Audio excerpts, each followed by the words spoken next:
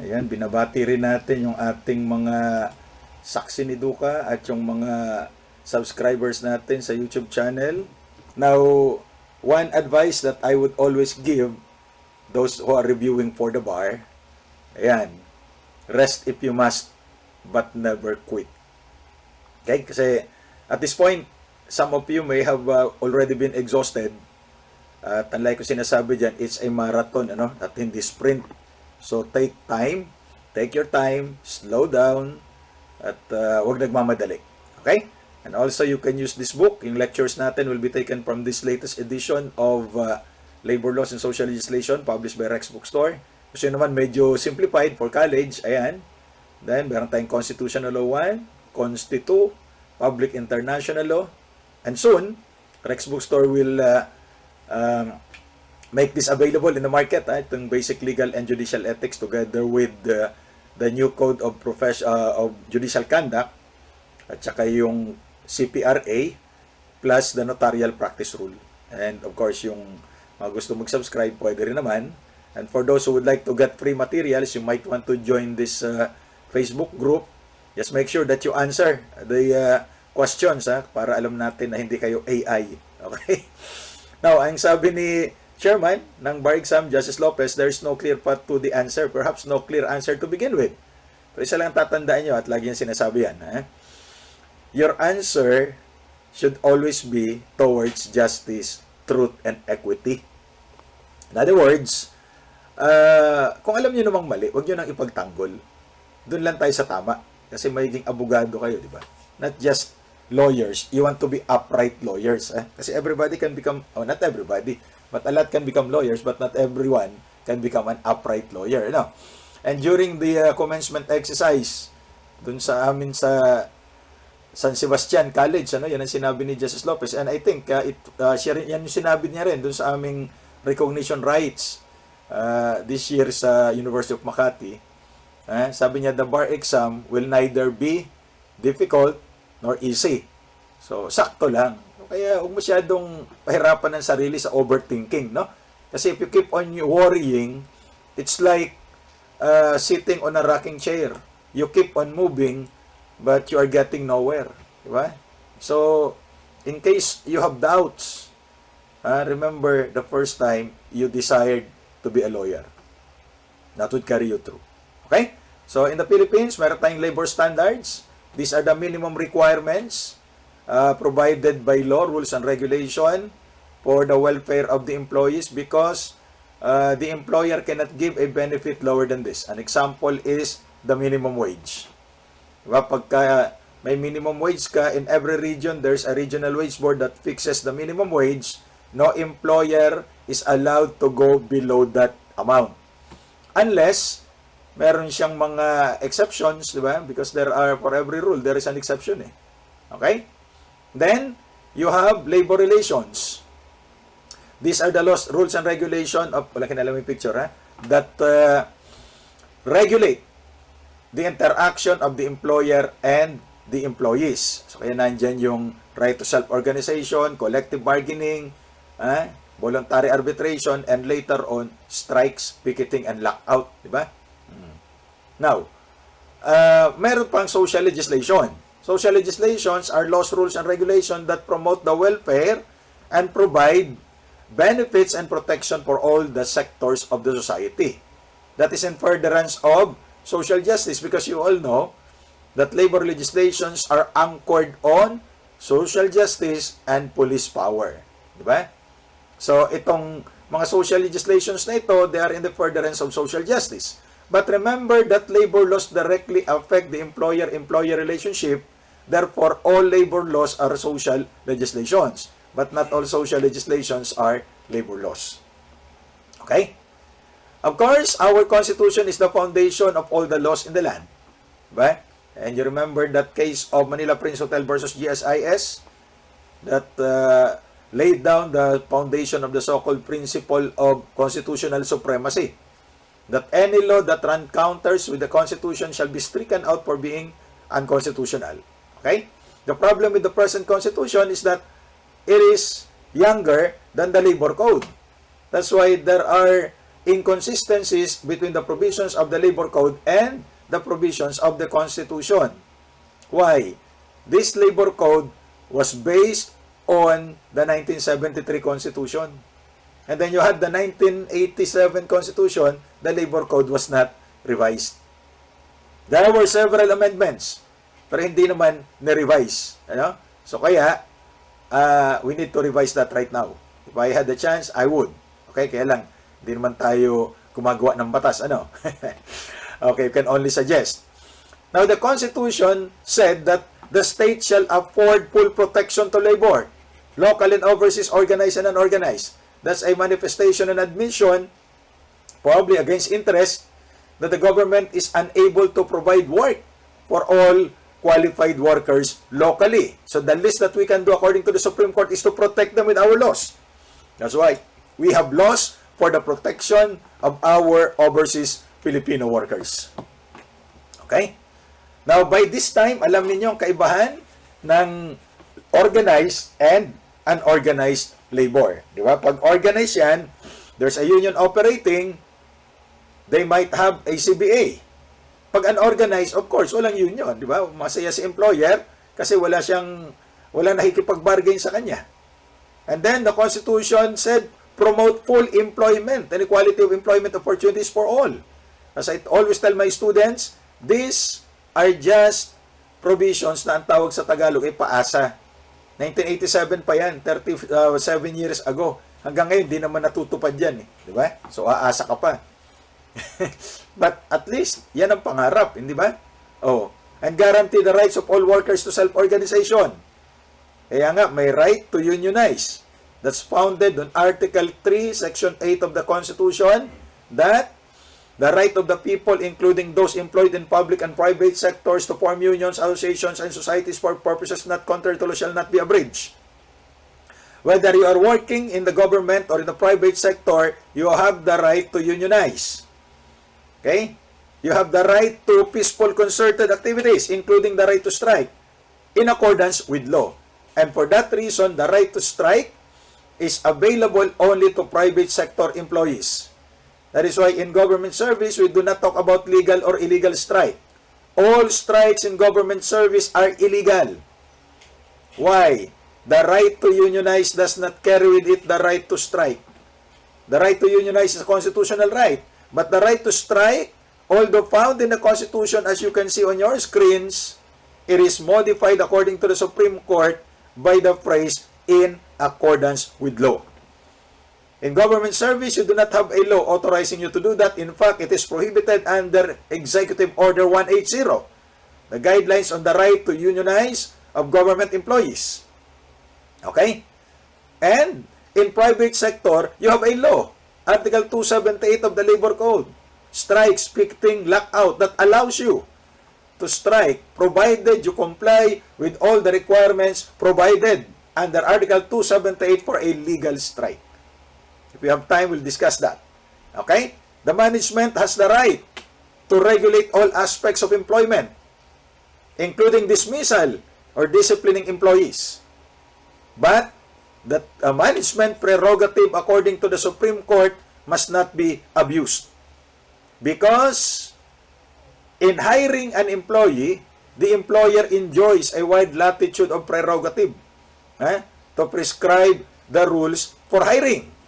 But in firing an employee, that same prerogative may no longer be freely enjoyed by the employer because there are laws that protect the workers. There are limitations on firing an employee. And one limitation, as I always say, you cannot fire an employee in March every year because that's the Fire Prevention Month.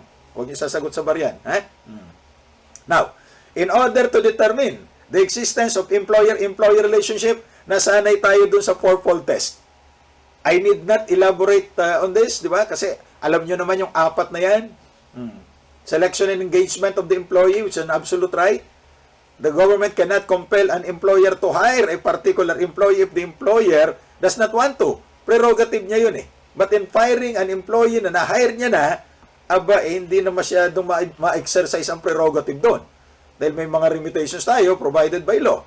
But according to the Supreme Court, the most important and crucial test is the so-called control test. Ano ba yung control test? That is the power of the employer to prescribe the manner, the method, the means by which the employee would perform his task.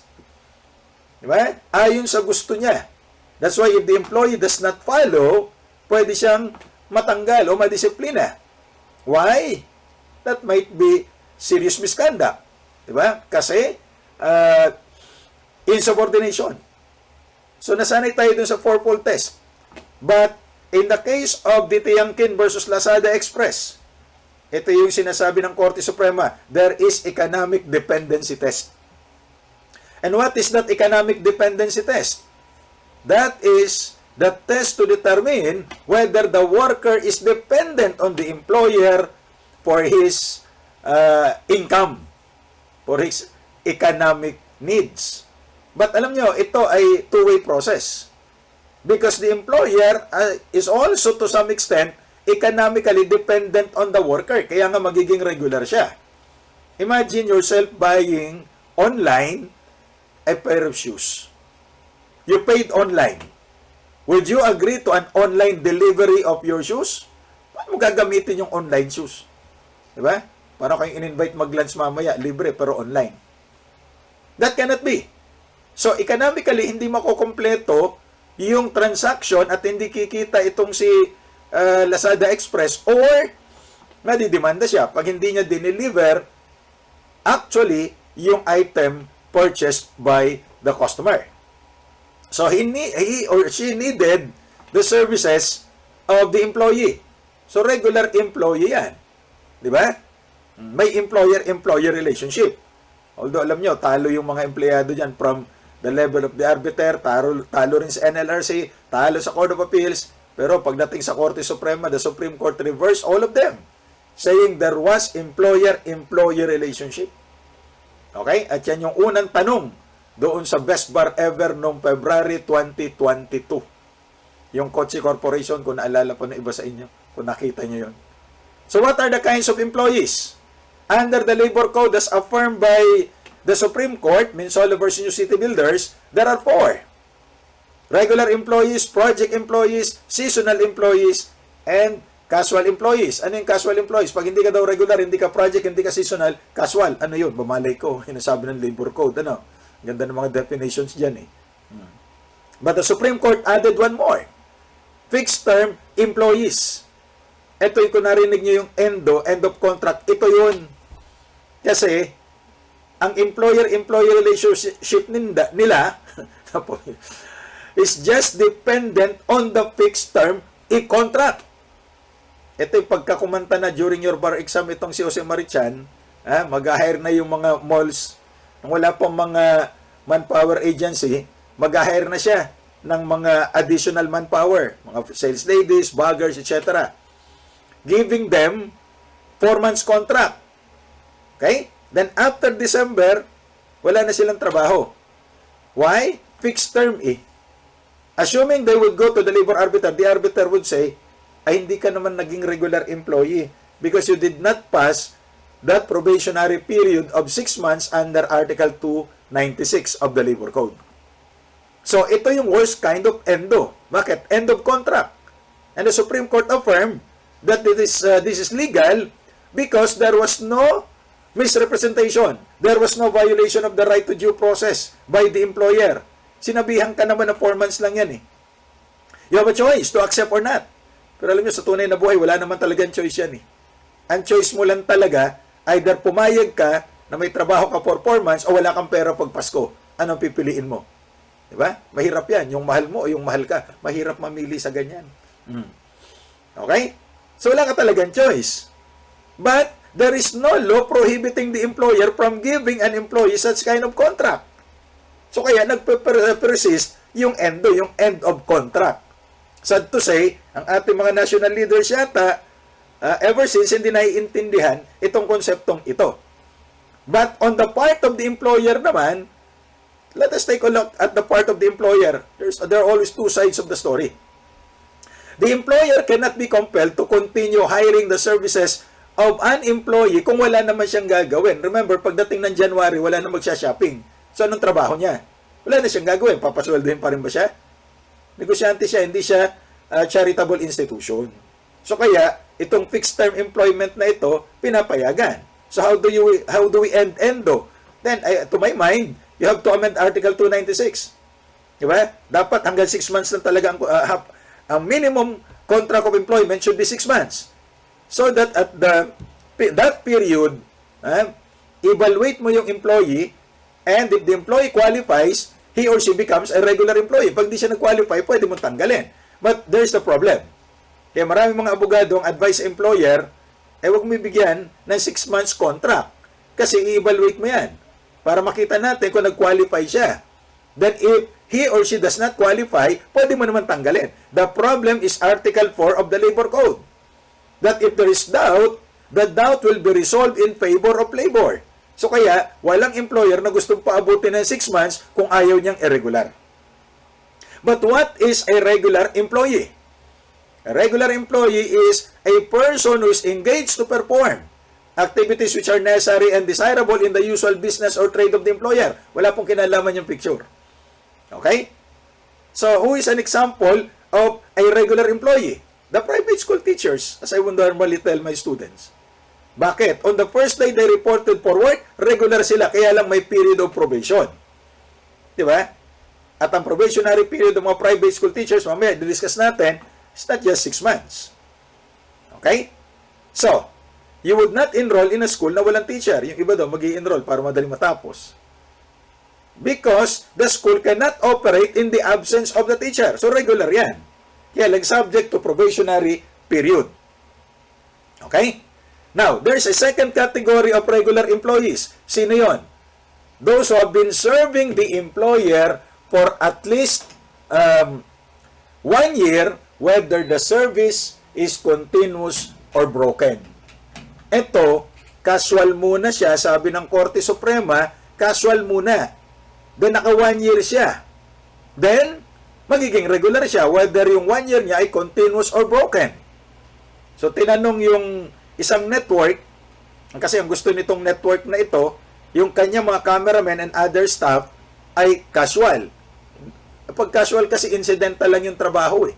But even assuming na casual sila, they have been serving the employer for more than 1 year.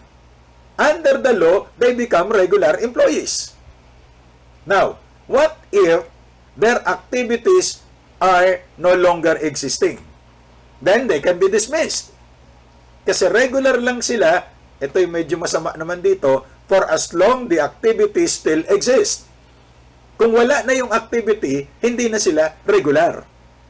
So, babayaran na sila dahil naging regular sila, they can be dismissed, but they have to be paid separation pay under the principles and the rules laid down in Article 298 of the Labor Code. Take note, para sa mga nostalgic pa sa old Labor Code, why I am using the renumbered version of the Labor Code. Okay? So, kung regular employee ka, you enjoy the right to security of tenure. What's that right under Article 294 of the Labor Code? The right to security of tenure is the right of the worker not to be dismissed except for a cause, whether just or authorized, ang tawag na valid causes, and after due process. Okay? Even government employees enjoy the right to security of tenure. However, it's not the Labor Code that applies, it's the Civil Service Law. Because under Article 291 of your Labor Code, the terms and conditions of employment in the government, including government-owned and controlled corporations, shall be governed by the Civil Service laws, rules, and regulation. Their salary shall be standardized and provided for by the National Assembly. The problem is, kaya may salary standardization, hindi ba? Ang problema natin dito, yung definition ng civil service. There's now an inconsistency between Article 291 of the Labor Code, excluding government employees from its coverage, as to the definition of civil service insofar as the GOCCs are concerned. Kaya sa Labor Code, basta GOCC outside the coverage of the Labor Code. Dahil civil service coverage siya. The problem is if you go to Article 9-B, Section 2, Paragraph 1 of the 1987 Constitution, civil service embraces all branches, subdivisions, instrumentalities, agencies of the government, including government-owned and controlled corporations with original charter. So if your GOCC has no original charter, it is outside the coverage of the civil service law. Therefore, it will be covered by the labor code. O, di ba? That's the problem kasi ng labor code na nakabase dun sa lumang constitution na 1973 at hindi binago ngayong nag-87 constitution ka. At ito rin kasong ito, Civil Service versus Anang, ang nagsasabi na pagka job order ka sa gobyerno or you are working under a contract of service agreement, there is no employer-employee relationship between you and your government agency employing you. Eh ano ngayon, kapag ka nagkaroon ng illegal dismissal, you cannot go to the Civil Service Commission. Walang employer-employee relationship eh. Neither could you go to the labor arbiter kasi gobyerno nagpapasweldo sa iyo eh. Hindi naman private sector. Diba? So, saan ka pupunta? Aba, sa mambabarang, wag naman. Diba? Anong gagawin mo? Siguro, to my mind, you go to the regular court for contract interpretation. Pero kung nag-end naman yung contract at hindi ka na ni-renew, wala tayong habol doon. Diba? So, if you enjoy the right to security of tenure and you are dismissed without cause and due process, you are illegally dismissed. An illegal dismissal is an injury to the rights of the plaintiff, according to that case of Gallego versus Wale Maritime. Okay? So, there is no chapter or article in the labor code talking about illegal dismissal. Illegal dismissal happens if the employee's right to security of tenure is violated. And what can an employee who has been illegally dismissed get from the employer? He or she is entitled to reinstatement to the former position. And the Supreme Court said without loss of seniority rights. Huwag kakalimutan yan. Former position without loss of seniority rights. But the employer has the option of reinstating the employee either physical, back to work siya, or in payroll. Masaya yung payroll reinstatement. But that is at the discretion of the employer. Why? Hindi siya magtatrabaho, papasweldoin siya. Napakapalad niya. Di ba? Oh, kaya at the option of the employer yan under Article 229. Now, there are employers na ayaw namang mag-reinstate. Remember, the order of reinstatement by the labor arbiter is not only immediately executory, it is self-executory. Okay? You do not need a writ of execution. So, kaya like ko tinatanong sa mga estudyante ko, shout out to sa mga estudyante ko dito sa law school, lalo yung mga taga University of Makati, baka meron sa inyo, taga San Sebastian. Siyempre, Arellano rin, PLM na kung dami. At saka, meron ba taga Manila Adventist College? At saka Manila Law College. At saka UANP. Ano pa? Kalimutan mo tayo? UNOR. Okay? Magtampo eh. Diba? Okay. So, I always tell them, what do you do if the employer does not want to reinstate the employee despite the order of reinstatement? You don't need to ask for a writ of execution. What do you do? Mag-a-appeal yan si employer, di ba? In that appeal, you file an opposition or comment and state the fact that despite the order of reinstatement, the employer refused and continue to refuse to reinstate the employee. Therefore, you pray that it be deemed or considered reinstated in payroll so that back wages would continue to accrue. So, ang mangyayari ng computation mo ng back wages dyan, from the time of illegal dismissal until finality of judgment because the employee was not reinstated. Okay? But you have to inform the NLRC na hindi po ito ni-reinstate. Kasi hindi naman alam yan ng NLRC or ng arbiter na hindi pala sinunod yung order niya na dapat i-reinstate. There are employers who are like that. Ayaw mag-reinstate. Okay? Kasi pag na-reinstate na siya, the computation of back wages ay from the time of illegal dismissal until reinstatement, whether physical or payroll reinstatement. Now, pag payroll reinstatement, ang problema dyan, the employer cannot get reimbursement, assuming the Supreme Court reverses the order of reinstatement. Kasi legal naman pala, pero ni-reinstate niya na sa payroll, so pinapasweldo niya without doing any productive work. Walang reimbursement yan. Garcia versus Philippine Airlines. Bakit? Decision employer yan eh. Maliwanag. The social justice policy on labor outweighs or renders inapplicable the civil law doctrine of unjust enrichment. Kasi ang lalabas, parang unjust enrichment yun because he does not deserve to be paid kasi legal pala yung pagtanggal sa kanya. Diba? Now, full back wages, reinstatement. What if reinstatement is no longer possible? The employer is required to pay separation pay in lieu, kapalit of reinstatement. Okay? Separation pay in lieu of reinstatement. Maliwanag. Magkano yon? Sargasso Construction versus NLRC, that's 1 month salary for every year of service. So in that case, dalawa ang babayaran ni employer. Back wages for illegal dismissal, separation pay, 1 month for every year. Wala sa labor code yan, it's in jurisprudence because he can no longer reinstate the employee. So what are these instances?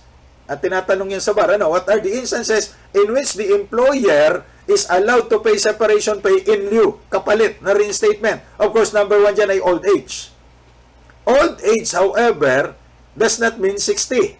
It is 65. Because the employee cannot be compelled to retire at the age of 60. Ang compulsion doon sa 65.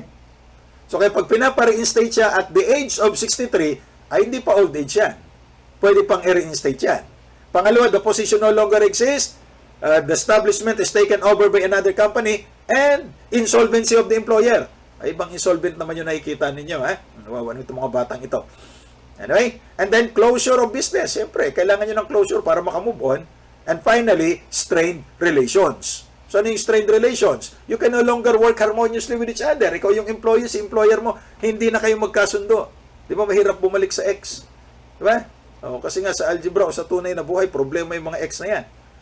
Now, do not be confused. Even probationary employees, o yung mga taga University of Baguio, Scorpiso versus University of Baguio, even on probation, the employees enjoy the right to security of tenure for the duration of their period of probation. So kung binigyan mo yan ng 6 months probationary period, nagbago ang isip mo on the second month, gusto mo na siyang tanggalin, ay kailangan mag-observe ka ng cause at due process. Okay? Even our OFWs are enjoying security of tenure. That's why if they are dismissed by their foreign employers, they cannot file a case for illegal dismissal because illegal dismissal entails reinstatement. Alam niyo, ito kasi ang problema minsan sa ibang mga desisyon ng Korte Suprema, loose ang paggamit ng mga terminolohiya. Di ba? OFW, magpapile ng illegal dismissal. Well, in reality, illegal dismissal talaga yon. But that is impossible. Bakit? Ang OFW, nag-file ng illegal dismissal, think of it, nag-order na reinstatement si arbiter, kasi illegal dismissal eh. Can that order of the arbiter be implemented abroad? Remember, ang employer ng OFW ay nasa abroad. Walang jurisdiction si arbiter doon. Kaya, anong gagawin? Money claims na lamang. Diba? Money claims. How much? Abay yung kanyang reimbursement of the placement fee plus 12% interest per annum on the placement fee. It's 12%, not 6%. You have that case of SRL, Manning versus Yarsa, no? Na kung saan, batas ang nagsabi, Republic Act 8042, na 12%. Yung inisyong circular ng Bangko Sentral, reducing the interest rate at 6% is not applicable here. Because Bangko Sentral cannot amend the law. Okay? So, money claims lang. Plus the salary for the unexpired portion. Period. Kasi whichever is less, unconstitutional. Diba? So, even OFWs can file illegal dismissal cases, kaya lang, limited yun sa kanilang money claims. Hindi sila ma-reinstate. And take note of the doctrine of imputed knowledge, that our laws here, as known by the agent in the Philippines, kaya kailangan may agency, must be known to the principal. It is imputed to the principal. Okay? Now, general rule, probationary period for all employees, 6 months, unless covered by a longer period of probation involving apprenticeship agreement as mandated by Article 296 of the Labor Code. However, for private school teachers, it's different. The teacher must be full-time. Pag full-time yan ay devoted sa eskwelahan yung kanyang total working day. Ano ba yun? 8 hours yun under Article 83 of the Labor Code. the teacher must have rendered 3 consecutive years of service. At ito po ay maximum, not the minimum. Kasi pwedeng i-shorten yan. And, school year yan, according to one decision of the Supreme Court. Okay? Pag college teaching, 18 hours per week para maging full-time. Less than 18 hours per week, part-time na yan. Okay? And then, the service must have been satisfactory. So, tinanggal yung teacher kasi satisfactory lang daw yung teaching performance. Hindi pwedeng tanggalin yan. Kasi ang gusto ng eskwelahan, outstanding. Your policy cannot prevail over the decision of the court. Okay? Siyempre, kahit naman regular yan, bakit kasi naging 3 years? Ano ba sinusunod natin? The Manual of Regulation for Private Schools. That was mentioned in that case of UST versus NLRC, and the case in 2021 sa Bohol, yung Palgan versus Holy Name University, affirming the decision in UST versus NLRC. Yan ang mga requirements for the teacher to acquire permanent employment. It is one of the few instances where the court used the term permanent kasi ang ginagamit lamang ng korte ay regular at hindi permanent. Kasi baka pag permanent ay may forever, ay di mo na pwedeng tanggalin. But remember, under Article 297, an employee may be dismissed. Okay? If there is a just cause. 5 yan. Basically, hindi naman nagpapa-enumerate na sa bar exam ngayon. But assuming ipapa-enumerate siya, madali niyong tandaan. Lahat dito, kasalanan ni employee. The employee has committed serious misconduct, guilty of some fraud, but neglected his duties. Therefore, siya ang may dahilan. Sabi ni employer, it's not me, it's you. Okay? At tandaan yung fraud or willful breach of trust. Okay? Dati-rati, yung dismissal for lack of trust or confidence ay ina-apply lamang doon sa mga managerial employees.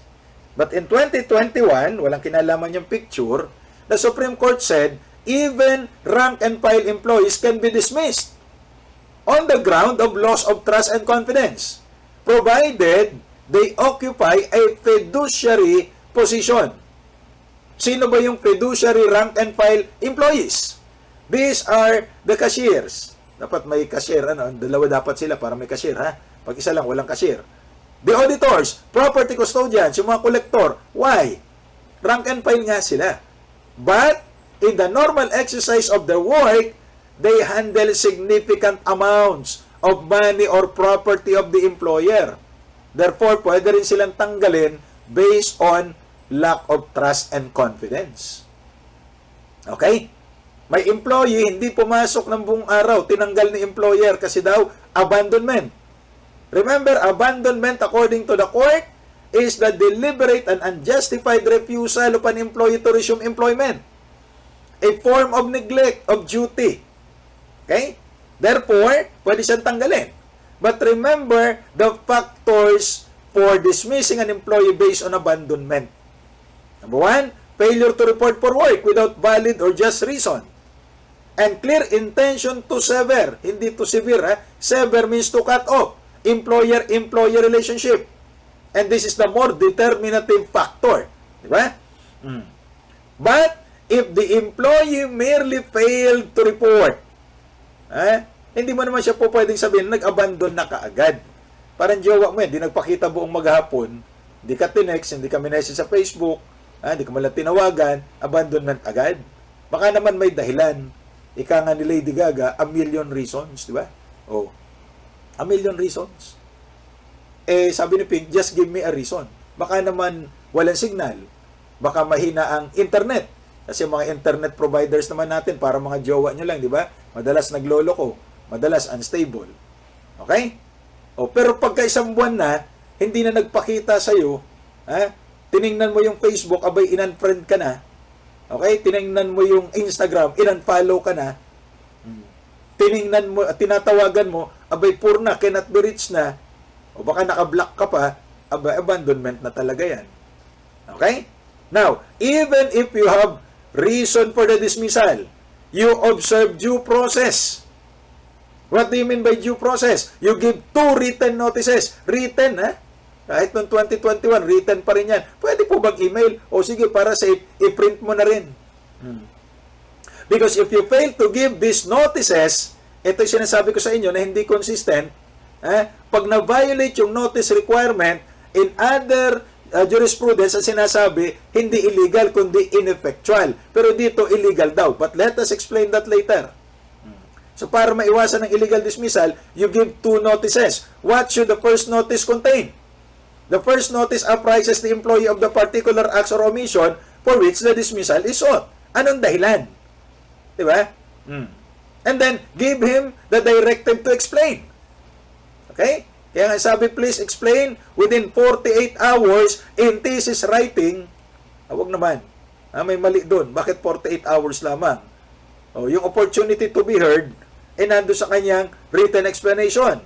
48 hours is not enough. According to the Supreme Court, it should at least be 5 calendar days. Okay? 5 calendar days para magpaliwanag ka. Bakit? Kukonsulta yan sa kanyang mga union official. Kukonsulta sa abogado. Gagawa ng kasinungalingan. Ay, hindi naman siguro. Diba? Gagawa siya ng kanyang ebidensya. Hindi ginagawa ebidensya, no? Yun. Paano magagawa yan in 48 hours? Then, nag-explain on the 5th day, sinabmit sa iyo written explanation. Would you already give the second notice? Parang di mo naman binasa yung paliwanag niya pag binigay mo kaagad. The problem here is there is no jurisprudence or law saying when to give the second notice. Pero pag binigay sa iyo yung paliwanag, immediately binigay mo yung second notice. The second notice is the notice of dismissal. Parang di mo naman pinakinggan yung paliwanag niya. Sabagay, kung gusto mo talagang tanggalin ng tao, kahit anong paliwanag yan, tatanggalin mo. Bakit? Hindi ka naman talaga magiging sapat sa isang taong iba ang hinahanap. Hindi ba? Sigurado nyo kayo hinahanap. Okay? Kailangan ba ng actual trial type hearing? Yung pinagpaliwanag mo siya in writing, hearing na yun eh. Kailangan ba talaga si Johnny Depp ay makarinig kay Amber Heard? Hindi naman siguro. Hearing is not verbal argumentation alone, according to the Supreme Court. Because you can explain in writing. Kaya nga explain in writing eh. But remember that in illegal dismissal, Article 292, Paragraph B of the Labor Code, the burden of proving that there was cause and there was due process belongs to the employer. But remember that while technical rules are not binding at the NLRC, under Article 227 of the Labor Code, bare allegations are not enough.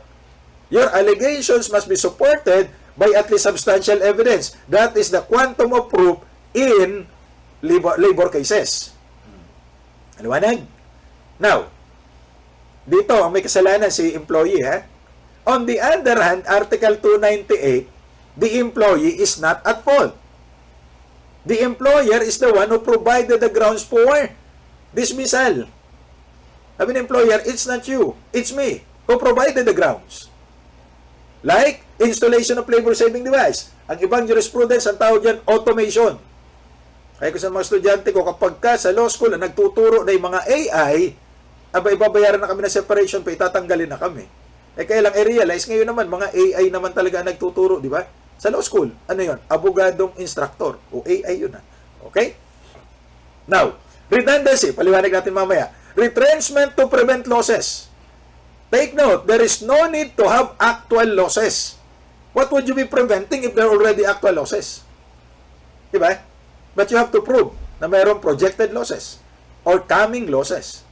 And then closure of business. The employer cannot be compelled by the government to continue operating kung ayaw niya na. Hindi naman siya nalulugi kahit na unless it is done to circumvent the law. What are the factors in redundancy?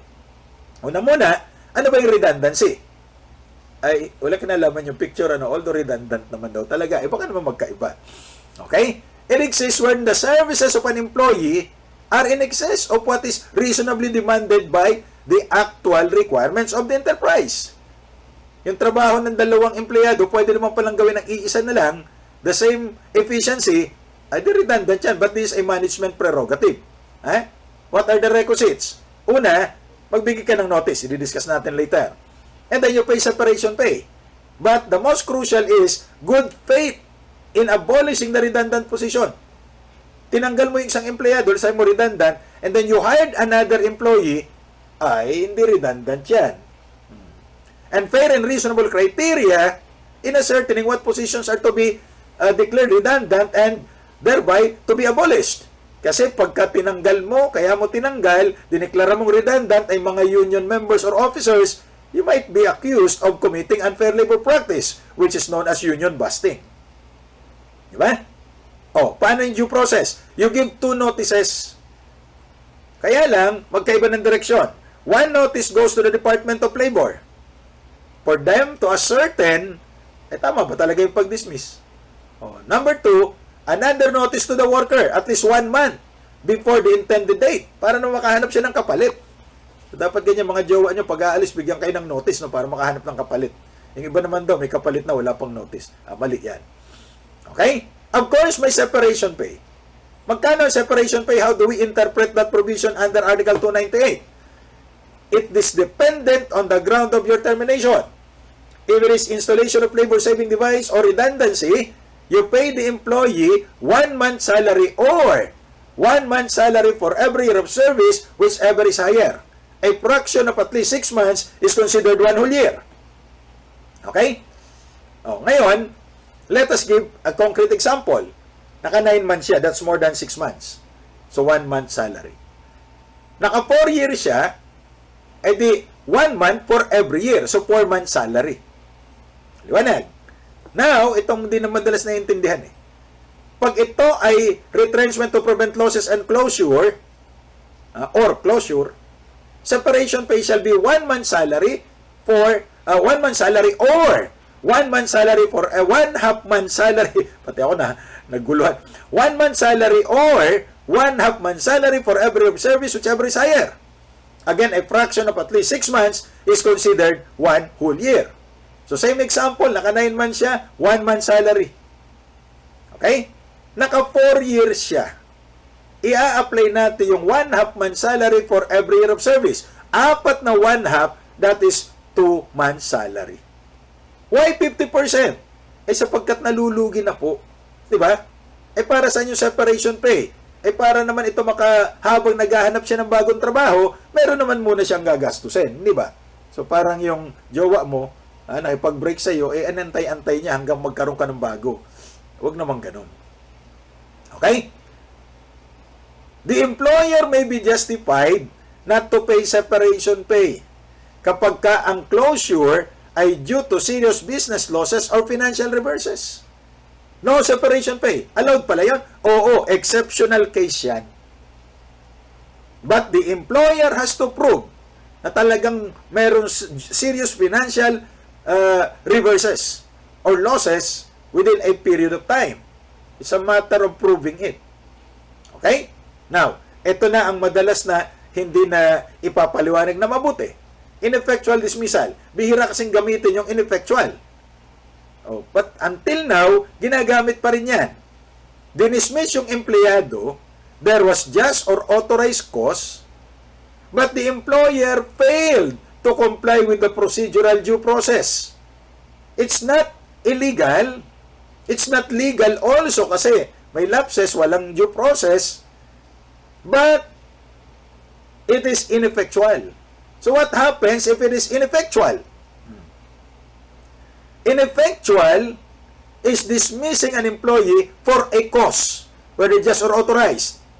Agabon versus NLRC nagpasimula niyan. And then sumunod yung Jaca versus Pakot. But the employer did not observe due process. So the employer cannot be required to reinstate the employee and pay back wages. Siya na nagbigay ng dahilan para tanggalin siya eh. What should the employer do?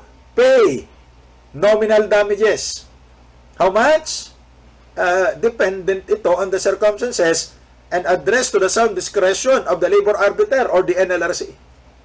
Okay? Even the case of Hong Kong and Shanghai Bank versus NLRC in 2016. May mga nalilito dyan kasi ang sinabi ng Korte Suprema, hindi lahat ng tinanggal dahil sa strike ay pwedeng tanggalin because of an illegal strike. Kaya may mga empleyado doon na pina-reinstate. Kasi wala silang kasalanan at hindi sila binigyan ng due process. Now, may mga empleyado na nag-commit ng illegal activities in the conduct of the strike, therefore ground yan for dismissal, pero hindi sila na-notify ng maayos. So, in-apply pa rin ng Korte Suprema yung Agabon ruling.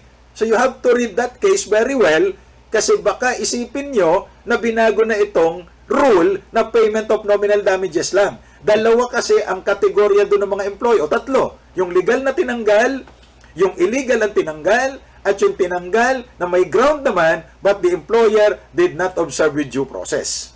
O kaya, agabon pa rin ang sinasite doon. Okay? Kasi, minsan, pagka binabasa ninyo, mali, alam nyo, basa ang solusyon dyan, huwag pa pick up ng pagbasa. You read the entire case so that you would understand. Pero ang dapat una nyong basahin yung dispositive portion para alam nyo na kaagad. The same is true. If the bar exam question is too long, do not read the facts first. You read the question first. Kasi minsan ang haba ng facts, di ba? Binasa mo yung buong facts, tapos hindi mo naman yun na-memorize eh. Unless you have some kind of photographic memory. Oh. Tapos binasa mo yung tanong, babalik ka na naman doon sa facts. Remember, you're under time pressure. Every minute counts. So you read the question first, then after that you read the facts. At least alam mo kung ano hinahanap mo. Madali mo nang mahanap yan. Kaya kayo hindi nakakatagpo, hindi nyo siguro alam kung ano hinahanap nyo. Alamin nyo muna kung ano hinahanap nyo para madali nyo matagpuan. Okay? This can be a ground for dismissal under Article 299. There are requirements, however. Di ba? Ito yung mga requirements under the implementing rules and in the case of the Euferio versus Inteltech. That was affirmed in 2019 in that case, Manpower, no? That an employee is found to be suffering from any disease, his continued employment is prejudicial to his health or the health of the co-workers, and merong ito yung material, yung certification from a competent health authority that the disease cannot be cured despite medication or medical treatment within 6 months. Oh, importante yan. At wag naman sanang UTI, yung umasa tapos inindyan. O kaya umibig tapos iniwan, Now, there's a new decision by the Supreme Court in 2024. It might be outside your coverage, pero yung prinsipyo nandun naman eh. Kapag ka nag-test na positive yung empleyado sa HIV, hindi yung hair is vanishing, kundi human immunodeficiency virus or AIDS. Ano yung AIDS? Acute Income Deficiency Syndrome. Ay, hindi ho. Acute insecurity due to singleness. Hindi rin. Ako'y in love dahil sa iyo. Ayan. Okay? So, bawal silang tanggalin pag nag-positive sila sa HIV test result. Because bawal ang discrimination against people with HIV under Republic Act 11166. Di ba? Pero babayaran mo sila ng separation pay. Bakit separation pay? Kasi hindi nila kasalanan nagkasakit sila. Sabi ng employer, hindi ko rin naman kasalanan. Sino may kasalanan yan? Aba, malay ko, hindi ako. So, bayaran nyo rin ng separation pay para may magastos naman siya. Yan ay equivalent to the separation pay for retrenchment to prevent losses or closure of the establishment. Okay? At syempre, hindi lahat gusto talaga magtrabaho eh. Kahapon sa graduation ng UP, Diliman, abay, nagustuhan ko yung kanta. Kasi ang kanta, gusto ko nang bumitaw. Okay? Gusto ko nang bumitaw. Maganda rin siguro kanta ito pag kinakasal. Lalo yung mga nag-celebrate ng kanilang 50th wedding anniversary. Kasi more than death penalty yan eh. Dahil sa revised penal code, pagka nakulong ka for 30 years, eligible ka na for pardon eh. Umabot ka ng 50 years, hindi ka mala na pardon. Anyway, joke lang yan. So, pwede kang bumitaw anytime, katulad ni Morissette. Kailan magbigay ka ng written notice? Kasi pag hindi ka nagbigay ng written notice 1 month ahead, abay po pwede kang kasuhan for damages. And the employer should not file that claim for damages with the regular court. Anong sabi ng Hemodiano versus Nice Shipping Philippines? It should be filed with the labor arbiter. Nagulat kayo, bakit labor arbiter? Kasi ang alam natin, pagka damages, regular court, hindi po. Under Article 224, if you look at the enumeration, yung number 4, claims for actual, moral, exemplary, and other forms of damages arising out of employer-employer relationship. Oh, employer-employer relationship yan eh. Hindi kay arbiter. Okay? Now, the usual question of employees, not necessarily bar examinees eh. Do I get separation pay when I resign voluntarily? The general rule as early as 1998 is no. Unless there is a stipulation in your employment contract or collective bargaining agreement provision, or it is a company practice or policy. Otherwise, we apply the general rule. Nag-resign ka eh. Di ba? Now, during pandemic, a lot of employers stop their operation. They are allowed under the labor code to stop temporarily for 6 months and put their employees on floating status. Normally, ganyan ang buhay ng mga security guards eh. Pag walang mapaglagyan na bagong assignment, floating ka muna. O may bayad ba yan? No work, no pay yan. On the other hand, the employee can also do that in the fulfillment of a military or civic duty. Makapupunta siya dun sa West Philippine Sea, fulfilling a military duty, magpaalam kay employer. At siya naman ay hindi considered dismissed. Basta babalik siya within 6 months. So 6 months ang period. No? Beyond 6 months, yung empleyado na nasa floating status ay constructively dismissed. So magpapile ng kaso yan, illegal dismissal yan. Okay? Pag napatunayan, abay may reinstatement yan, may back wages, may damages, and if you cannot reinstate the employee anymore, may separation pay. So ano ang gagawin nyo? Pagka umabot na ng 6 months, wala talagang mapaglagyan, itong ina-advise ko dyan, dismiss mo na. But make it legal. How do you do that? Eh may ground ka naman eh. Bigyan mo siya ng due process. 2 notices. Mamili ka kung ano yung ground mo. Either redundancy or retrenchment to prevent losses. Whatever you can prove.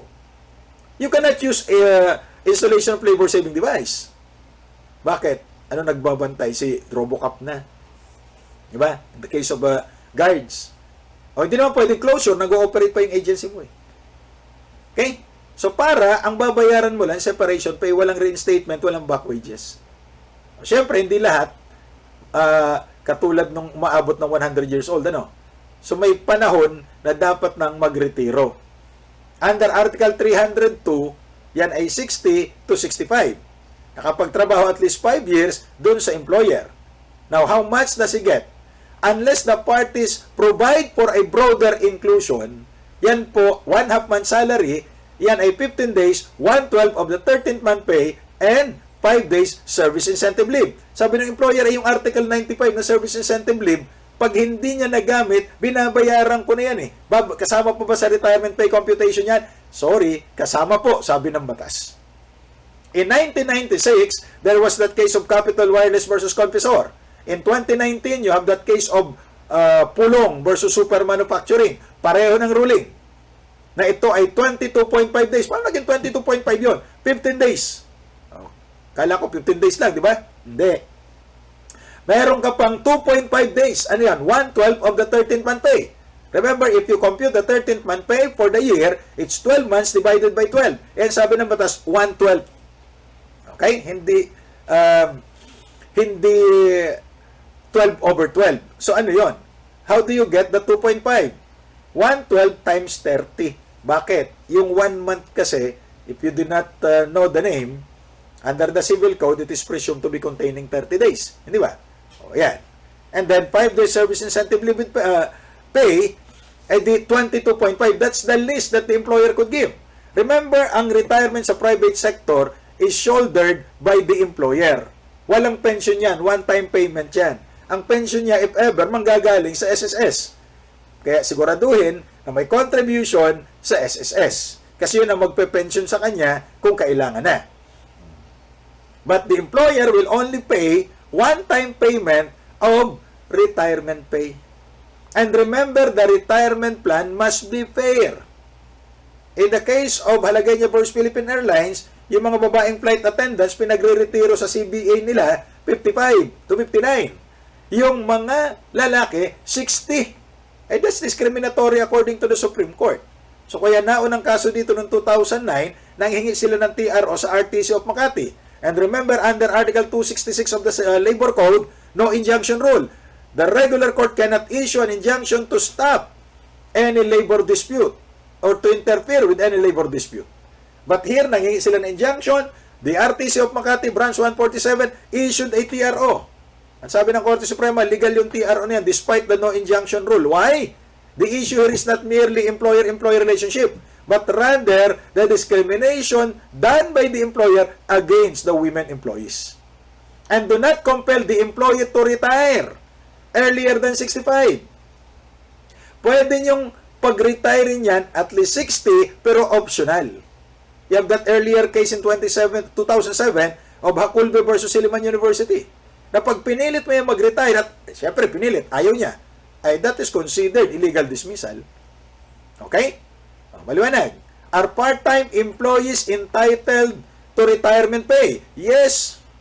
Why? Republic Act 7641, the law that amended the Labor Code on retirement, does not distinguish as to what kind of employees are entitled to retirement pay. So lahat ay entitled to retirement pay even if they are employed on a part-time basis provided 60 to 65 at naka 5 years of service. Maliwanag.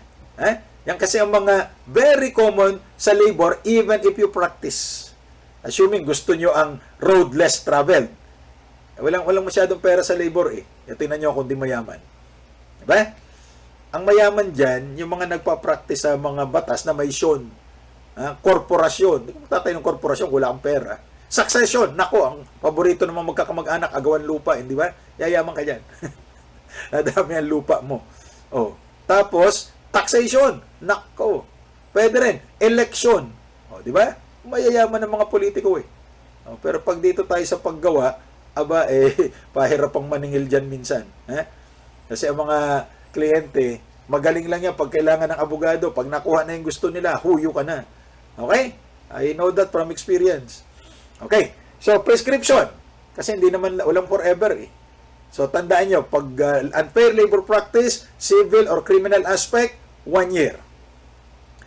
Pag money claims, all money claims under Article 306, 3 years. Pagka illegal dismissal, kahit na money claims, consequence of illegal dismissal like back wages, 4 years yan.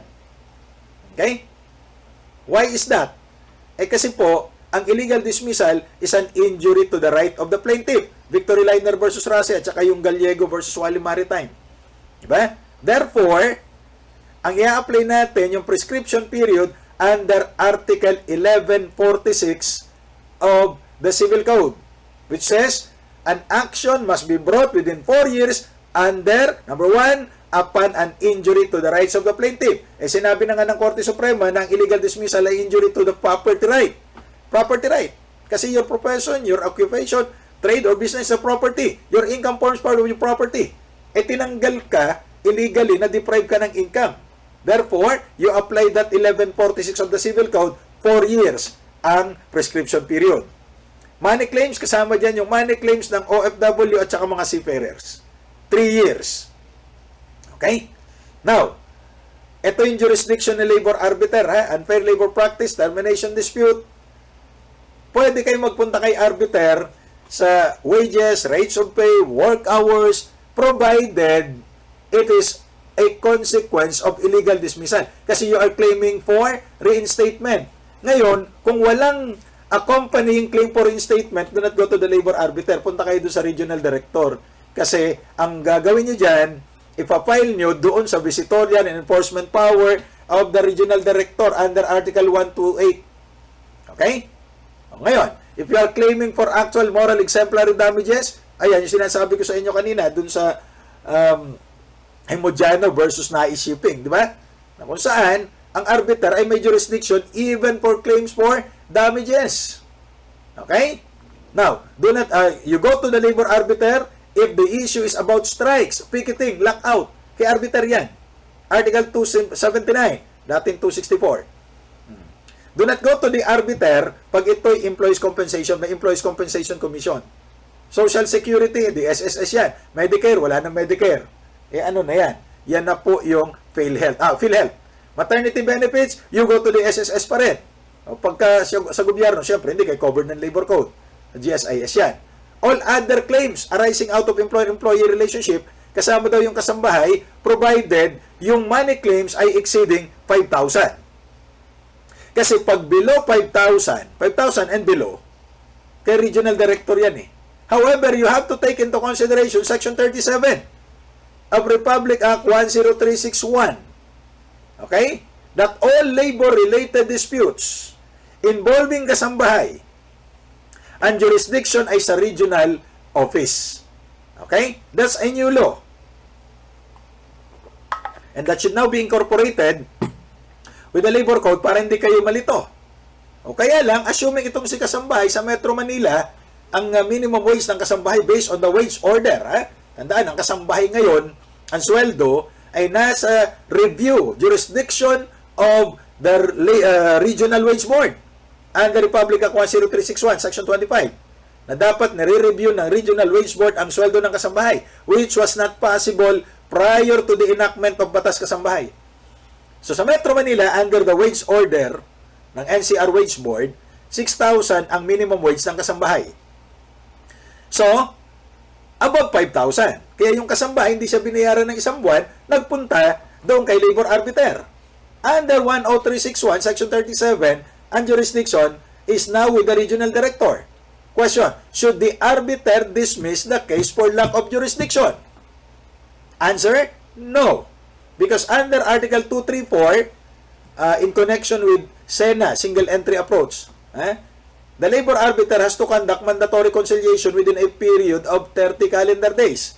If the parties could settle their dispute, well and good. That is disposed based on the settlement by the parties. If they could not agree, then the arbiter has the duty to refer that to the regional director. Yan ang prinsipyo ng mandatory conciliation under single entry approach. Diba? Now, a decision of the labor arbiter, alam niyo naman ang punta niyan, ano? O, tingnan na lang natin yung dadalhin nyo yan sa NLRC. From the NLRC, in the olden times, you go directly to the Supreme Court. But in this case of St. Martin Funeral Homes versus NLRC, ang tagal na yan. Alam ko yan, nakita ko yung case folder mismo niyan kasi ang abogado nitong si Benvenido Aricayos na nag-file ng kasong illegal dismissal kay St. Martin Funeral Homes and Sebastian Office of Legal Aid ng San Sebastian College of Law. And there was a time na ako yung director ng Office of Legal Aid, and I think during my time na pina-execute yan, ay ang bilis, 2011 na. Ngayon, ang problema natin, from NLRC, na-dismiss yung certiorari, na-dismiss yung motion for reconsideration mo, you go to the Supreme Court before. But according to this case, daan ka muna sa Court of Appeals because you have to observe the hierarchy of courts. Okay? Now, I told you earlier that if there is an order of reinstatement by the labor arbiter, you do not need a writ of execution. Ang gagawin ng employee, dumiretso ka na dun sa employer, boss, i-reinstate mo ko. Ayaw ka na talaga makita ng boss mo, may option siya under Article 229 to reinstate the employee in payroll. So, babayaran siya, hindi siya nagtatrabaho. Sana all. May bayad, pero walang trabaho, hindi ba? Hindi ganun eh. Maliwanag. Kaya lang, may mga employers na ayaw talaga mag-reinstate. So, anong gagawin mo? Yun nga, pagdating dun sa kanilang appeal, i-oppose mo at sabihin mo na hindi po na-reinstate ito. Yeah, you pray that he be deemed reinstated in payroll so that back wages would continue to accrue. Okay? So, let us take a look at the case flow. Nag-file ka ng illegal dismissal, for example, magsisaya na pa rin yan within 30 calendar days. Di nagkasundo, punta kay arbiter.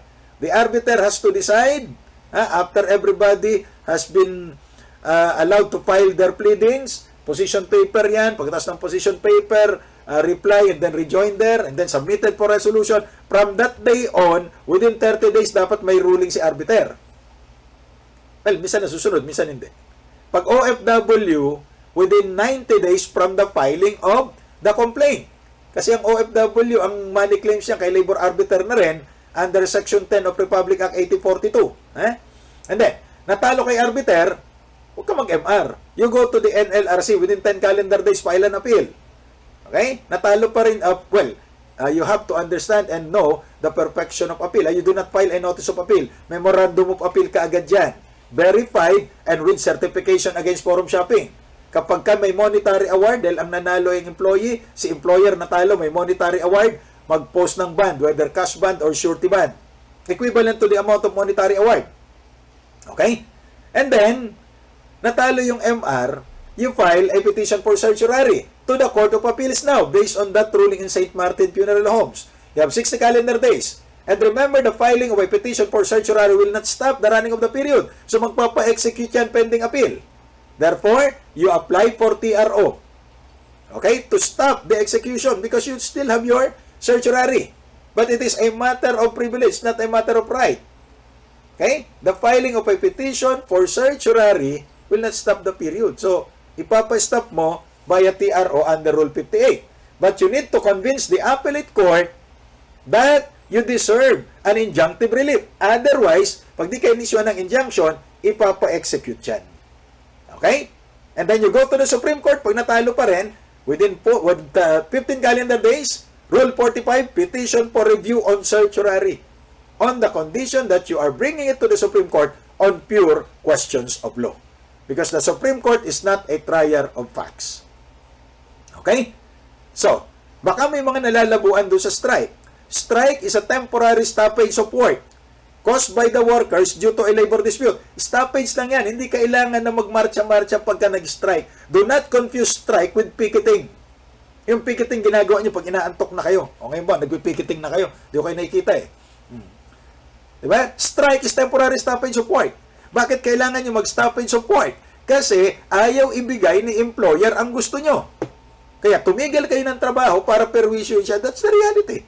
Perwisyo yung negosyo niya. Hindi kami magtatrabaho, wala kang ibibentang produkto. So, na-perwisyo buhay mo. Diba? That's why it's a powerful weapon. But remember, it's like a double-edged sword. Na pag hinawakan mo na mabuti, masusugatan yung kalaban mo. Pero pag mali ang hawak mo, ikaw masusugatan yan. Bakit? Pag illegal yung strike mo, mapupuruhan ka, matatanggal ka sa trabaho. So you have to comply with the requisites of a valid strike. You should have a valid ground.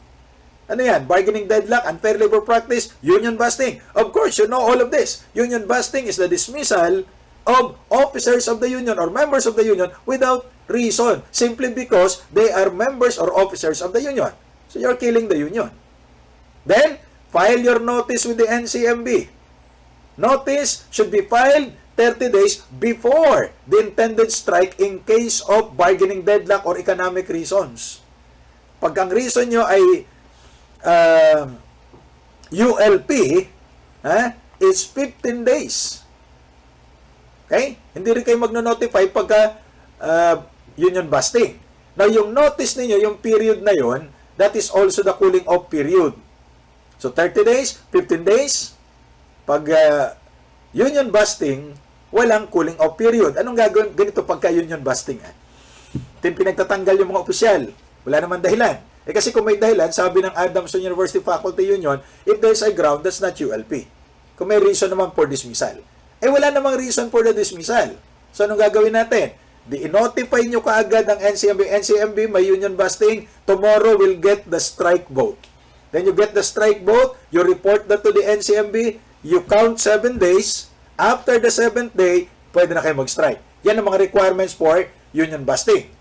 Pero pag ito ay economic strike or ULP strike, you observe the cooling off period. What is the purpose of the cooling off period? Ang purpose nito ay for the NCMB to assist the parties in amicably solving the problem. Pag-uusapin kayo. Para mga magjowa, di ba? Naranasan nyo na ba makipag-cool off? Ano ginagawa pag cool off? Naghahanap dapat ng solusyon. Huwag maghanap ng bagong karelasyon. Kasi gugulo ang sitwasyon, di ba? Marami na ikipag-cool off, naghahanap ng bagong karelasyon Mahirap yan. Ganon din naman doon sa employer at yung union. Remember, union na nakikipag-usap dito, yung mga opisyal. Hindi na magkasundo despite the observance of the cooling off period. Nainis na itong union.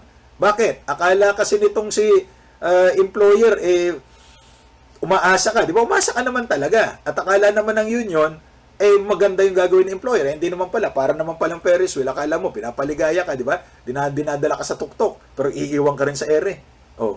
Napaikot-ikot ka lang. Wala kayong patutunguhan. Anong gagawin mo? Ito na yung pang-apat. Notify the NCMB. Hoy, NCMB, wala naman nangyayari sa usapan natin eh. Tomorrow, we'll get the strike vote. Kasi kailangan mo ng 24 hours bago ka mag-conduct ng strike vote balloting. Ano ang purpose nitong notification nito? So, pangalawang notice na yan. What's the purpose of the notification? To give NCMB the opportunity to supervise the strike vote balloting. Okay? If you fail to notify the NCMB, your strike, regardless of your reason, will be declared illegal. Okay? We'll discuss the consequences of an illegal strike. Maliwanag. So, notify the NCMB. And then, ni-notify mo, you get the strike vote. Gather in a General Assembly all the members of the union. Pag hindi miyembro ng union, huwag niyo isali. Hindi naman sila kasali doon. Okay? And then you get the strike vote. Secret ballot yan. Then you count. Nanalo yung no. Kasi ang tanong lang dyan, do you want to have a strike or not? Nanalo yung no. Di wala na. Pero notify mo pa rin ng NCMB. Nanalo yung yes. I-notify mo ang NCMB. Now, when do we get the strike vote? Dito, nagkakaloko-loko kahit na yung mga nagle-lecture. You get the strike vote during the cooling off period. Pwede yan. Or after the cooling off period. Pero, depende kung kailan mo kinuha yung strike vote at in-report, that will be material on the strike, the start of your strike. Okay? If you get the strike vote during the cooling off period, let's say 30 days, isinubmit mo rin during that period, ang iyong strike ban ay after the cooling off period pa rin. So, consistent. As early as 1982 and then in 1998, pareho niyong i-observe yan. But the union can get the strike vote and report it to the NCMB during the cooling off period. Okay? And then submit the strike vote to the NCMB. Pag sinubmit nyo na yung strike vote, you observe the 7-day strike ban. Kailan magsisimula? From the time you submitted your strike vote. Isinubmit mo during the cooling off period pa rin. Ang strike ban mo will be added 7 days after the cooling off period. Napakaliwanag ng National Federation of Sugar Workers versus Obehera, hindi ba? Okay? Now, ito yan. Nagpadala ka ng notice of strike June 1. The natural 30 days, assuming it was bargaining deadlock, so hanggang July 1, di ba? Now, nag-usap-usap kayo hanggang June 19 na wala pang nangyayari, pinapaasa ka lang ni employer, so notify the NCMB. O NCMB, tomorrow we'll get the strike vote. O kinuha mo, June 20. Kasi within 24 days Pwede mo namang isubmit ng June 20, pero baka pagod ka na. Di ba? Nagbotohan pa kayo So you can submit that on June 21. Okay? Submit that to the NCMB. Sensya na dun sa araw, Yung strike ban mo, pagtapos pa ng July 1, you add 7 days. So, 8. Ang strike mo, July 9, para safe ka, do not strike on the 7th day. You do your strike after the 7th day. So, plus 7. Okay? Now, here's another situation. Same problem, nag-submit ka ng notice of strike June 1, of course, cooling off period July 1, ito, inantay mo na mag-June 30 kasi may pinapangako si employer na settlement. Hindi naman nangyari. So, June 30, you notified the NCMB, then July 1, you got the strike vote. Unless na-submit mo ng July 1, baka July 2 mo na yan, isasubmit, di ba? So, ang strike ban mo magsisimula July 2 up to 9, 7 days. So, you can have your strike on the 10th day. Okay? Klaro yung dalawang sitwasyon, Yan lang naman ang pwedeng mangyari dyan. Ngayon, mas matagal mo pinantay mo pa after the cooling off period, talagang mas matagal yan. These requirements are mandatory. If the union does not comply with any of the requirements, the strike will be declared illegal. Now, what are the consequences of an illegal strike? For union officers, for knowingly participating, yan ang sinasabi ng Korte Suprema, knowingly participating in an illegal strike, union officers, they will be dismissed after due process. Union officers. Now, for union members, kasi hindi naman kailangan sumama sa strike yung hindi nyo miyembro. For union members who participated in strike, ay hindi sila matatanggal unless they committed illegal activities or prohibited activities during the strike. Like committing violence, kung gitar, okay lang, huwag lang violence. Pero yung sumama ka lang sa illegal strike at miyembro ka lang, ay hindi ka matatanggal. Okay? Now, what do we mean by participation? Yan yung kaso binabanggit ko sa inyo kanina. HSBC versus NLRC. The verb participate is preceded by the adverb knowingly. So therefore, ang gusto daw ng legislature, it requires knowledge as a condition sine qua non. So dapat alam mo na illegal talaga. Kaya kung di mo alam na illegal, nag-participate ka, ay di wala kang liability. Oh, yun. Kaya maraming natanggal dyan, kasi alam naman pala nila na illegal yung strike, officer siya. O ngayon, kung ikaw ay miyembro, alam mo na illegal yung strike, nag-participate ka, hindi ka naman matatanggal unless you committed illegal activities. Pwede ba mag-strike ang mga nasa hospital? Abay, depende. Kung ang hospital ninyo ay public hospital, bawal ang strike. Public yan eh. Pero kung ang hospital ninyo ay private, pwede kayo mag-strike, comply with all the requirements, plus you maintain an effective skeletal workforce. Okay? Kasi baka naman nag-o-opera tapos naka-strike. O paano naman yung o-operahan na yan? Now, when in his opinion there is a strike or an impending strike or lockout, the Secretary of Labor may assume jurisdiction and resolve the dispute. When in his opinion, industry indispensable to national interest. So bakit siya naging assuming? Kasi hindi niya ito jurisdiction. The jurisdiction belongs to the labor arbiter under Article 224. Pero pag kay arbiter, matataglang pipila ka dun sa mga kaso eh. Indispensable to national interest. So you assume jurisdiction, resolve it. Ano ang resolution yan? Deklara mong legal or illegal yung strike. Pag dineklara mong illegal or legal, yung mga tao naman magpapile ng motion for reconsideration kay Secretary. Pagkatapos, denied yung motion for reconsideration, they go to the Court of Appeals using Rule 65. Then, Supreme Court, Rule 45. On pure questions of law. Now, there are instances, nag-assume ng jurisdiction, even the President can do that. Take note, even the President can assume jurisdiction. And do the same, resolve or certify the dispute to the Commission. Meaning sa NLRC, not to the arbiter, but to the NLRC. Okay? Susundin nyo na yung procedure ng NLRC. Ang tawag dyan, certified cases. So you follow the procedure of the NLRC. Now, who will determine whether it is indispensable to national interest? That's discretionary on the part of the Secretary of Labor. Yan pag nag-assume siya at gusto mong questionin at sasabihin mo, hindi naman kami indispensable sa national interest, ay do you file a petition for certiorari for grave abuse of discretion. Discretionary power ito eh. Now, nag-assume ng jurisdiction, wala pang strike or lockout, tigil lang strike or lockout, hindi na kayo makakapag-strike or lockout. Okay? Kung naka-strike na o naka-lockout na, you have to stop your strike, go back to work. Do not wait for a separate return to work order. The moment the Secretary of Labor assumes jurisdiction, automatic yan, you return to work, otherwise your strike will become illegal because that is now in violation of the assumption of jurisdiction order. In case of lockout, the employer has to readmit all the lockout employees to the terms and conditions prevailing before the strike or lockout. Okay? Now, pagka-illegal yung lockout, ano naman ang parusa? Ay hindi natin tatanggalin si employer. Bakit? Ay siya may-ari ng kumpanya eh. Ang parusa sa kanya, babayaran mo ang mga empleyado sa lahat ng araw na naka-lockout sila at hindi nakapagtrabaho. Okay, masakit yun, di ba? Maraming babayaran. Okay? Now, the assumption of jurisdiction of the Secretary is based on police power. What about lockout? Lockout is the temporary refusal of the employer to furnish work because there is a labor dispute. Ayaw niya. O kaya, inilock niya yung gate. Pero nasa labas na yung mga tao. Kasi pag nasa loob pa, lock in yan. Serious illegal detention tayo dyan. May problema tayo dyan. Okay? What about picketing?